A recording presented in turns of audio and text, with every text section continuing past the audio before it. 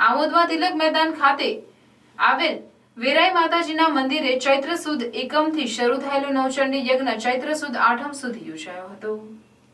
વર્ષોથી આમોદના વેરાઈ માતાજીના મંદિરે નવચંડી યજ્ઞનું આયોજન કરવામાં આવે છે, ત્યારે ચૈત્રી નવરાત્રી નિમિત્તે વિદ્વાન પંડિતો દ્વારા વેરાઈ માતાના મંદિરે નવચંડી યજ્ઞની શરૂઆત કરવામાં આવી હતી, જેમાં 6 દંપતીઓએ નવચંડી યજ્ઞમાં પૂજા વિધિનો લાભ લીધો હતો। સમગ્ર દિવસ દરમિયાન ભૂદેવો દ્વારા યજ્ઞમાં આહુતિ આપવામાં આવી હતી। ચૈત્રી એકમના રોજ શરૂ થયેલા નવચંડી યજ્ઞની ચૈત્ર સુદ આઠમના રોજ પૂર્ણાહુતિ થઈ હતી અને સાંજે 5 કલાકે શ્રીફળ હોમવામાં આવ્યું હતું। ત્યારબાદ સાંજે 6 કલાકે મહાપ્રસાદીનું પણ ભવ્ય આયોજન કરવામાં આવ્યું હતું।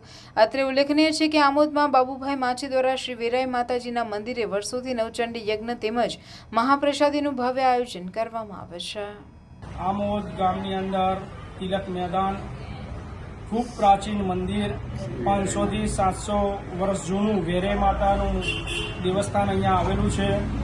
ત્યાં નવચંડી યજ્ઞ 25 થી 27 વર્ષથી થાય છે ને ભંડારો પણ કરવામાં આવે છે।